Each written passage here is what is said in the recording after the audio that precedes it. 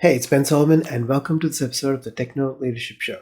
In this episode, we are going to be talking about figuring out what your core motivation is to become a technology leader. Now, gone through previous episodes, you've probably seen a progression of things that have been put in place.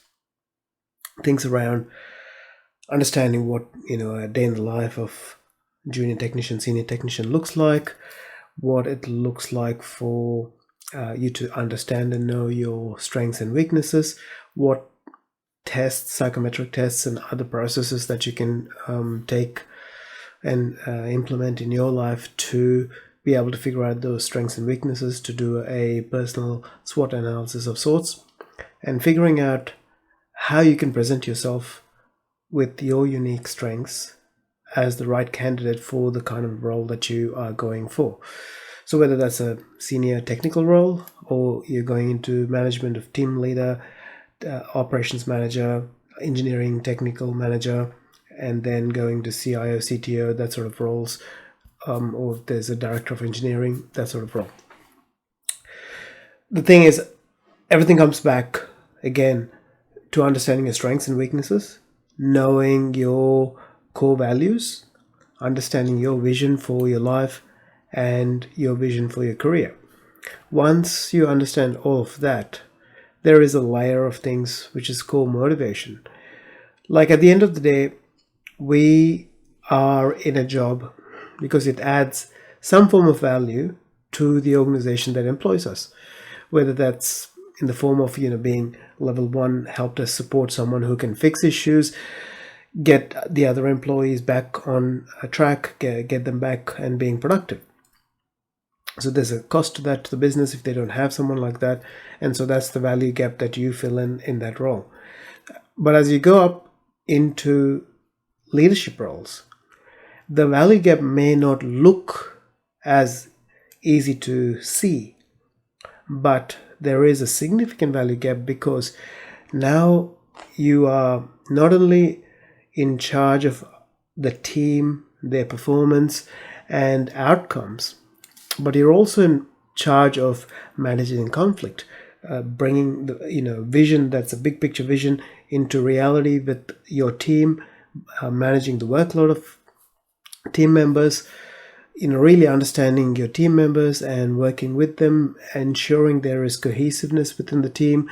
There's a kind of culture that everyone in that team wants to be a part of and that they want to enjoy working. Like at the end of the day, we spend 8, 10 more hours doing work, which is probably more hours than what we sleep, spend time with family, or everything else that we do.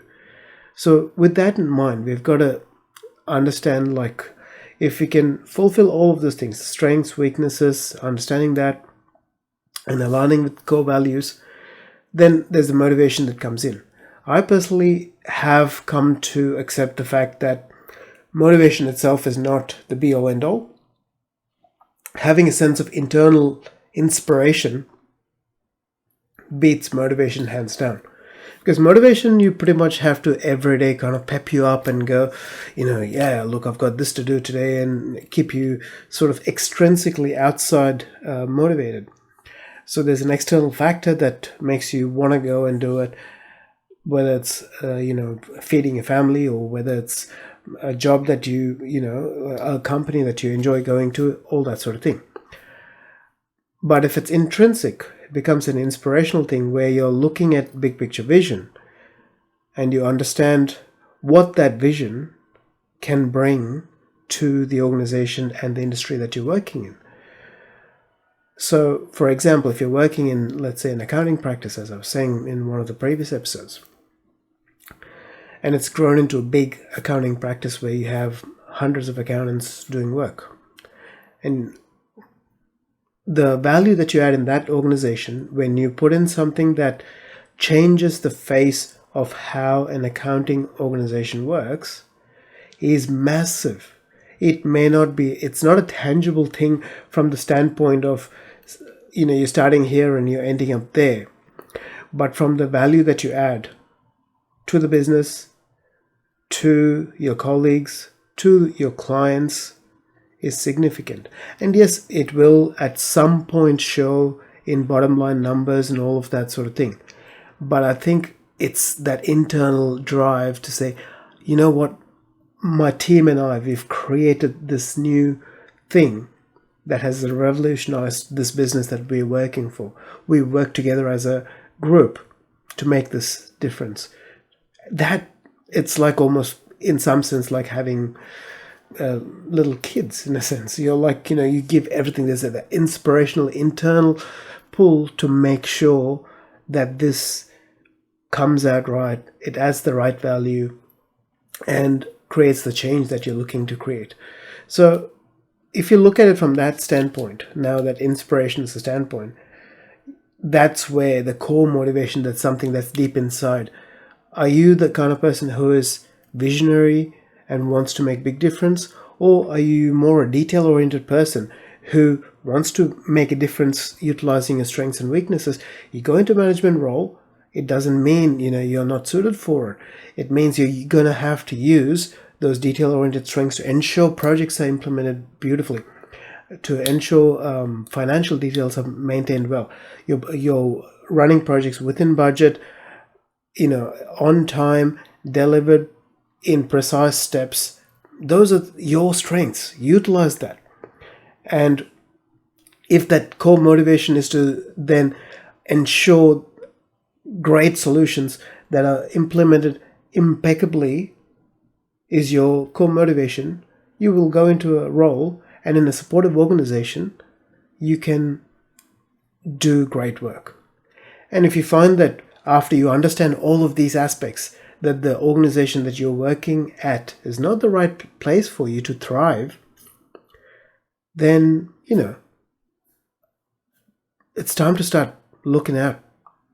And unless you're in a rock and hard place sort of situation where you can't literally, you're in a small town and can't move or whatever it might be, I understand there's situations where, life gets in the way. And we do what we do at work so that we can, keep living. And those circumstances come. But don't stop looking. Don't stop having that long-term vision, desire to work in roles and make that contribution that you uniquely can in a role that pulls you, that inspires you and helps you make a difference. So think about those sort of things. Look at all those, again, look at the thread of your strengths, your core values, all of that, and see what really draws you, what pulls you, what gets you up in the morning and wanting to do great work. And that'll be the core motivation that you can focus on. And if you find an organization where that core motivation's utilized to its highest, you will add immense value to that organization, and you'll make a huge difference in your life, in the life of your customers and the organization. And at the end of the day, we have limited time in this world, and in that time, if we can touch people's lives in our own unique ways positively and leave them better than how we found them, leave organizations better than how we found them, and clients in better situation, in a happier situation than when we found them, that's pretty much the best outcome that we can always hope and work towards.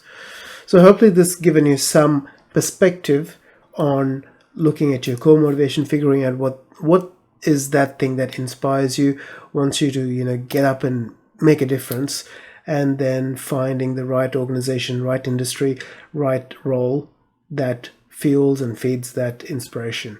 I wish you all the best in your journey from tech pro to manager to leader. And if you like this episode, please hit the like button.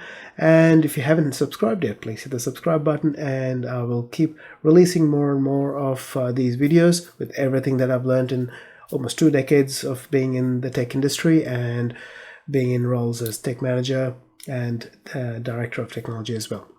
So thank you very much. Have a fantastic day and look forward to talking to you soon. See ya.